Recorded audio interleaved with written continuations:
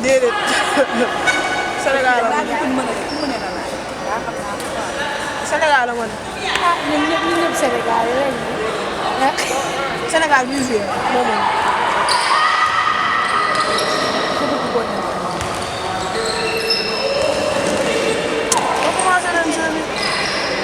Bonjour, je m'appelle Numanjing Fiko Omo Kinde. J'habite en France et je suis ici pour la sélection sénégalaise nationale. Tu viens de rejoindre l'équipe nationale du 20 pour préparer le Challenge Trophy. Comment se passe la préparation? C'est vrai qu'au début c'était un peu difficile parce que je viens d'un pays où il fait tout le temps froid. Et tout le temps, il fait tout le temps froid et les entraînements c'est différent d'ici alors qu'ici il fait un peu chaud. On se lève le matin. En France aussi c'est la même chose mais c'était un peu difficile mais après on s'adapte vite. Je m'adapte vite. Comment?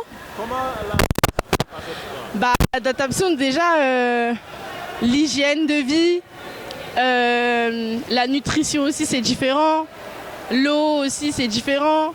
Donc il fallait s'adapter vite et je pense que je me suis bien adaptée. Tu vas avoir d'autres problèmes parce que tu vas aller dans un pays avec un climat beaucoup plus acide, la Mauritanie. Oui. Sur le plan psychologique, tu es déjà prête? Oui, je suis prête. Moi je pense que je suis prête, on est tous prêtes et voilà. Hein. Donc, quelles sont les ambitions? Les ambitions? Déjà l'esprit de Lyon de la Teranga. Et l'esprit de gagner parce qu'il faut remporter quand même le trophée quoi. Chez les jeunes en France, on nous a non, j'ai eu des propositions pour jouer dans d'autres clubs mais la France non parce que ma sélection était trop petite. Parce que j'étais déjà trop grande et en fait les sélections ils les font très très jeunes et moi j'ai commencé le handball, j'avais à peine 14 ans et là aujourd'hui je me retrouve à jouer pour mon pays et d'ailleurs j'en suis fière. Et si la France m'aurait contacté avant, j'aurais refusé pour jouer pour le pays de ma mère qui est le Sénégal. la famille au Sénégal? Oui, ils se portent bien, ils sont contents parce que déjà je venais pas régulièrement au Sénégal. Donc d'ailleurs quand j'ai annoncé la nouvelle à la famille, ils étaient super contents, ils s'y attendaient pas et on n'est que la fierté des nôtres quoi. Nous sommes sur la ligne droite. Donc on a commencé depuis le mois de décembre, on a eu 3 stages en VSD. Maintenant là, on a eu 10 jours. Donc on a basé le travail sur nous avons sur le plan technico-tactique, tactique collective, tactique individuelle, tactique de groupe, en attaque comme en défense. Donc c'est juste pour mettre tous les atouts de notre côté. Donc en attaque on a mis les systèmes d'attaque et en défense on a eu des systèmes défensifs. Parce que tu sais en Afrique pour gagner il faut avoir une défense et un système. Parce que zone 2 est compliqué quoi. Il y a que 3 clubs qui sont next élite, le Cap-Vert, Guinée et le Sénégal. Donc le reste, on ne joue pas du handball. Donc à balbal mais pour gagner avec Cap-Vert, il faut un système qui peut contourner ce système pour gagner. Donc 10 jours, c'est un objectif. Mettre des systèmes sur le plan défensif et sur le plan en attaque. En fait, dans l'effectif, on est 14. On avait une liste de 27, mais maintenant, il y a 14 qui sont. Parmi les 14, il n'y a que une fille qui a une compétition. En fait, mon bout compétition. Mais l'important du groupe, parmi les 14, les 12 ont le championnat d'Afrique en Côte d'Ivoire, le championnat d'Afrique des U17 en Côte d'Ivoire, passé. Donc, à part la fille Khadisek, je suis fait Challenge Trophy, mais le reste, il y a une novice dans cette compétition. Vous venez de gagner le Challenge Trophy pour le Sénégal. Peut-être c'est l'occasion pour vous aussi de mettre cette boîte pour démarquer le niveau parce que c'est fini pour le Sénégal. Peut-être qu'il y a jamais pour les filles pour la compétition, mais je vais pousser le niveau. Oui, c'est vrai, parce que malheureusement, l'équipe A a qualifié en finale. Il a qualifié en finale, donc c'est ce qui bien pour la Coupe du Monde. Donc l'équipe de la Coupe du Monde, c'est la Challenge Trophy. Après, on demande Challenge Trophy. Maintenant, non seulement on part à la reconquête du titre, mais aussi on veut marquer notre empreinte. Donc gagner par la grande porte, c'est-à-dire dem continental, du dem mondial. D'autant plus que sur le Challenge Trophy, donc on va mettre tous les actes de notre côté pour aller au moins mondial.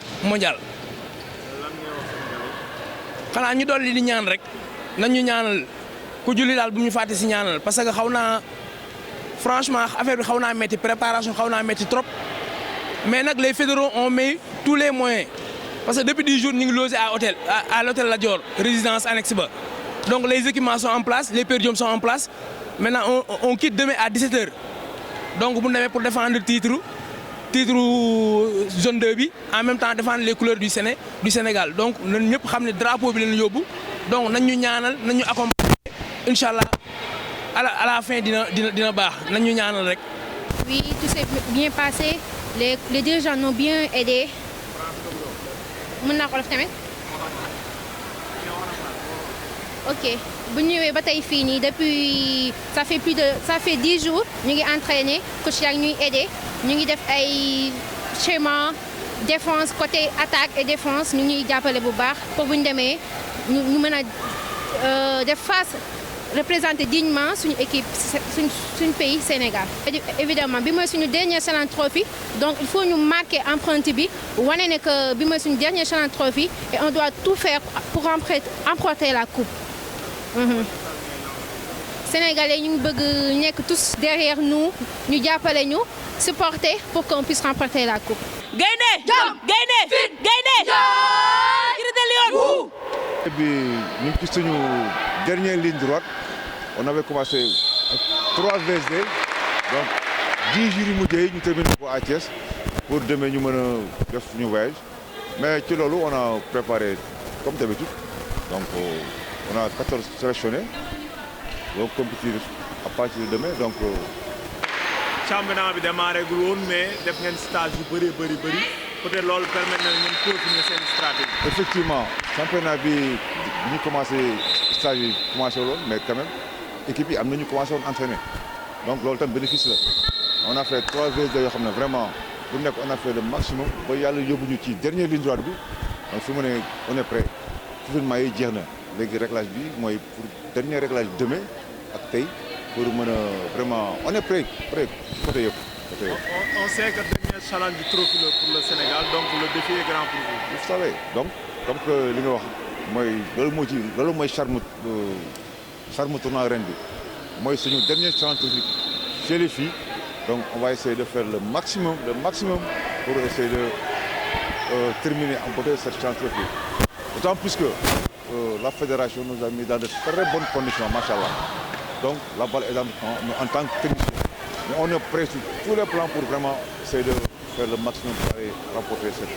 waaw ainsi moom sant yàlla parce que groupe bi ñun ñëpp ñu ngi fi amoon nañ ay quelques problèmes tuuti rek mais yaakaar naa lépp aajo faj nañ lépp sax ñun ñëpp ñu ngi fi entraînement yi jaar na yoon en plus ñun ñëpp préparé nañ préparation bu baax ñun ñëpp déggoon nañ rythme bi normal na. on sait que championnat handball démarré woon mais am ngeen stage yu bëri yu leen permettre peut-être ngeen xamante bu baax a baax. waaw am nañ ay quelques stages yu bëri sax parce que ñi ñëpp am na ñoo xamante ne man fii laa leen xamee mais miinante bu nga xamante ne mu ngi mel ni yàgg naa xamante ak ñoom mu ngi mel ni yàgg nañoo compétir suñu biir te am na ñoo xam ne ay quelques personnes rek laa fi yàgg dajeel mais am na ñu bëri ci VSD bi lañ gisante mais boo ñu fekkee ñu toog doo xam ba xam ñii ay une semaine lañ fi am wala 2 semaines daa mel ni comme si que 1 an lañ toog ñun ñëpp nekk ko.